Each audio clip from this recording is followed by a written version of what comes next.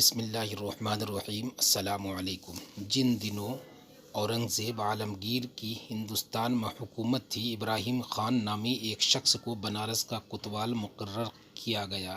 چند روز ہی گزرے تھے کہ سارے بنارس میں اس کے خلاف دہشت پھیل گئی۔ کہتے ہیں کہ وہ ایک نہایت عیاش اور ظالم شخص تھا۔ اس کی ہولناک نگاہوں سے کسی نوشگفتہ کلی کا بچ نکلنا بہت مشکل تھا۔ اس کے جاسوس گلی گلی سراغ لگا کر اس کو اطلاع پہنچاتے۔ آہستہ آہستہ کوتوال کی ہوس پرستی اور عیاش مزاجی کی داستانیں پورے شہر میں مشہور ہو گئی۔ کسی کی بہو بیٹی کی آبرو اس کی درندگی سے محفوظ نہیں تھی۔ جب تک وہ کسی عصمت کا تازہ خون نہ کر لیتا، اس کی رات چین سے نہیں کٹتی تھی۔ بنارس میں اس سے پہلے شقی القلب اور بدمست حاکم پہلے کبھی نہیں آیا تھا۔ کوتوال کے جاسوسوں نے اطلاع دی کہ شہر میں پنڈت لالا رام کی نوجوان بیٹی شکنتلا ایک ایسا ہیرا ہے جس پر آج تک کسی کی نظر نہیں پڑی۔ کوتوال کی طرف سے پنڈت کو پیغام بھیجا گیا کہ مجھے خبر ہے کہ شکنتلا نام کی تمہاری بیٹی ہے جو سن بلوغت کو پہنچ چکی ہے۔ میں چاہتا ہوں کہ اسے اپنے گھر کی زینت بنایا جائے، لہٰذا اس کی ڈولی سجا کر میرے دروازے تک پہنچا دو۔ 1 ہفتے کی مہلت دیتا ہوں۔ اگر اس دوران میرے حکم کی تعمیل نہ ہوئی اور تمہاری بیٹی کی ڈولی میرے دروازے پر نہ لگی تو پھر میرے سپاہی اسے زبردستی اٹھا لیں گے۔ باپ نے بیٹی سے مشورہ کیا تو اس نے کہا کہ آپ حاکم شہر سے 1 ماہ کی مہلت لے لیں۔ 1 ماہ کی مہلت طلب کی گئی، جس کی اجازت دے دی گئی۔ اب شکنتلا نے مردانہ لباس پہنا، سر پر عمامہ، گھوڑے پر سوار ہو کر دہلی روانہ ہو گئی۔ سلطان نماز جمعہ سے فارغ ہوا تھا کہ اس کے سامنے شہزادوں کا لباس پہنے ایک نوجوان کھڑا تھا۔ روشن ضمیر بادشاہ کو حقیقت تک پہنچنے میں ایک لمحے کی تاخیر نہ ہوئی۔ نقیب کو حکم دیا اس نوجوان کو دیوان خاص میں میرے سامنے پیش کیا جائے۔ اورنگزیب عالمگیر جوں ہی دیوان خانے میں اپنے تخت شاہی پر براجمال ہوئے، نوجوان کو پیش کر دیا گیا۔ سلطان نے حکم دیا دربار فوراً خالی کر دیا جائے۔ سارا دربار خالی ہو گیا تو سلطان نے نوجوان کی طرف چادر بڑھاتے ہوئے کہا، بیٹی لو، یہ دستار اتار کر چادر اوڑھ لو۔ ایک اجنبی عورت کو مردوں کے سامنے بے نقاب نہیں رہنا چاہیے۔ اپنی نسوانیت کا راز مت چھپاؤ، میں تمہاری فریاد سننے کے لیے تیار ہوں۔ شکنتلا پھوٹ پھوٹ کر رونے لگی اور اس نے ساری کہانی بیان کر دی۔ دردناک سرگزشت سننے کے بعد سلطان نے اپنا حکم سنایا۔ 1 مہینے کی مہلت میں اب چند دن ہی باقی رہ گئے ہیں۔ اب تم اپنے شہر لوٹ جاؤ۔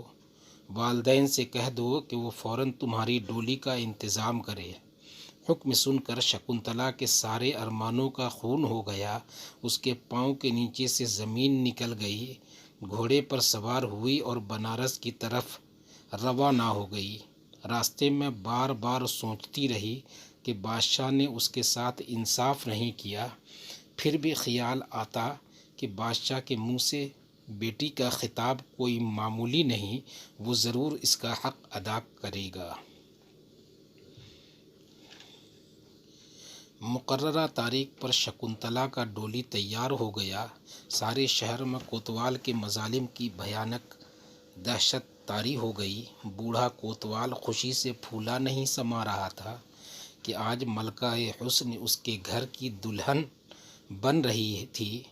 ایک سپاہی نے اطلاع دی، سرکار، شکنتلا کا ڈولہ بہت قریب آ گیا ہے، بس چند قدم کے فاصلے پر آ گیا۔ بوڑھا کوتوال پیسے لٹانے میں مصروف ہو گیا۔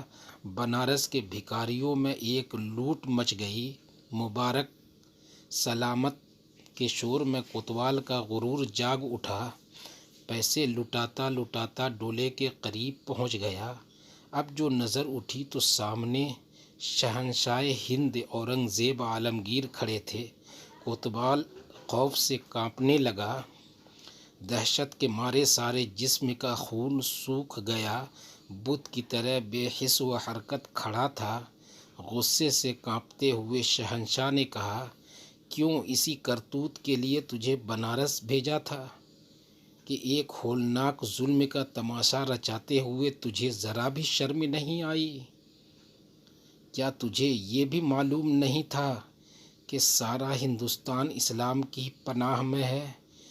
اقوام کی عزت و آبرو اور جان و مال کا تحفظ ایک مسلمان کا سب سے مقدس فریضہ ہے۔ غضب سے شہنشاہ کا چہرہ سرخ ہو گیا، آنکھوں سے چنگاریاں پھوٹ رہی تھیں۔ اسی دوران دہلی سے چلا ہوا فوجی دستہ بھی موجود ہوا۔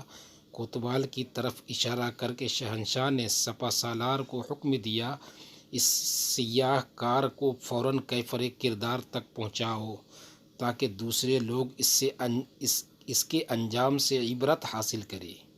اس کے دونوں پاؤں الگ الگ دو خونخوار ہاتھیوں کی ٹانگوں سے باندھ دیے جائیں اور پوری قوت کے ساتھ ہاتھیوں کو مخالف سمت میں دوڑایا جائے، یہاں تک کہ زمین پر اس کے جسم کے ٹکڑے بکھر جائیں۔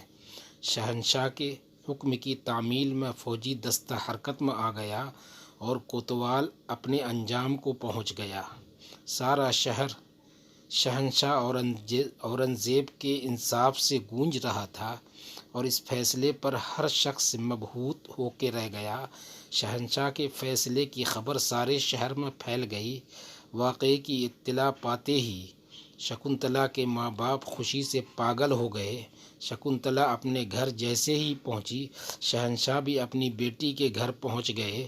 شہنشاہ نے کہا، پہلے مجھے پانی پلائیں، اس دن سے پیاسا ہوں جس دن سے شکنتلا میرے دربار میں فریاد لے کر گئی تھی۔ میں نے اپنے اللہ سے عہد کیا تھا کہ جب تک میں ایک مظلوم کو اس کا انصاف نہیں دلاؤں گا، اپنے حلق کے نیچے پانی کا ایک قطرہ نہیں اتاروں گا۔ حضرت اورنگزیب عالمگیر رحمۃ اللہ علیہ نے وضو کر کے پہلے 2 رکعت نماز شکرانہ ادا کی، بعد میں کھانا تناول فرمایا۔ جو ہی واپس ہونا چاہتے تھے، پنڈت لالا رام ہاتھ جوڑ کر کھڑے ہو گئے۔ جہاں پناہ جس جگہ آپ نے نماز ادا کی، اسے ہم اپنے دل کی اتھاہ گہرائیوں سے مسجد کے لیے وقف کرتے ہیں۔ شہنشاہ نے شکریہ ادا کیا اور وہاں مسجد تعمیر کرا دی۔ وہ مسجد آج بھی گنگا کے کنارے کھڑی ہے اور اس کا نام دھرہرا کے مسجد ہے۔ فی الحال صادق علی نامی شخص مسجد کے متولی ہیں۔ مسجد میں عصر اور مغرب کی نماز جماعت سے حافظ عبدالحفیظ صاحب کی امامت میں ادا کی جاتی ہے۔ یہاں جمعہ کی نماز کا بہت اہتمام کیا جاتا ہے۔ رمضان کے مبارک مہینے میں یہاں روزہ دار افطار کے لیے دور دور سے آتے ہیں۔ مسجد کی تمام جگہیں پر ہو جاتی ہے۔ گنگا گھاٹ کے کنارے واقع مسجد میں روزہ داروں کا جم غفیر ایک نورانی سماع باندھتا ہے۔ یہ مسجد حالانکہ محکمہ آثار قدیمہ کے زیر انتظام ہے اور شہری انتظامیہ بھی اس کی نگراں ہے، لیکن افسوس کی بات ہے کہ اس مسجد کو متنازع بنانے کی برابر کوشش کی جاتی رہی ہے۔ مسجد کی حفاظت کی خاطر یہاں ہر وقت پولیس تعینات رہتی ہے۔ پھر بھی ایک بار شرف پسندوں نے یوم آزادی کے موقع پر یہاں پرچم کشائی کی کوشش کی، جسے انتظامیہ نے ناکام بنا دیا۔ لیکن ایک بار ایسا ہوا کہ شرف پسندوں نے مسجد کی سیڑھیوں پر گیروا رنگ کر کے اس پر کچھ تصویریں بنا دیں۔ اس مسجد کو مزید متنازع بنانے کی غرض سے سرپسندوں نے 2008 میں 90 صفحات پر مشتمل ایک کتاب شائع کی، جس میں بہت سی من گھڑت اور فضول باتیں تھیں، اور کتاب کے سرِ ورق پر مسجد کی تعمیر لگائی گئی تھی اور مسجد کی تصویر لگائی گئی تھی، اور تصویر میں مسجد کے گیٹ پر کمپیوٹر کی مدد سے ایک مورتی بنا دی گئی تھی۔ جب یہ کتاب شائع ہوئی تو شہر بنارس کے ذمہ دار حضرات ضلع مجسٹریٹ سے ملے اور ان سے اس کتاب پر پابندی کی گزارش کی۔ پولیس انتظامیہ نے اس پر ایکشن لیا اور اس کتاب کو ضبط کر لیا گیا، لیکن کتاب شائع کرنے والے کے خلاف کوئی قانونی کارروائی نہیں کی گئی۔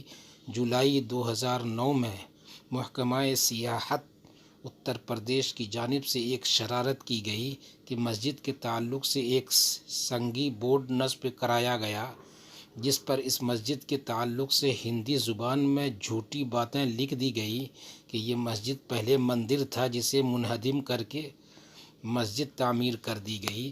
اس کے خلاف ضلع انتظامیہ سے متعدد بار شکایت کی گئی، لیکن انتظامیہ نے اس پر کوئی ایکشن نہیں لیا۔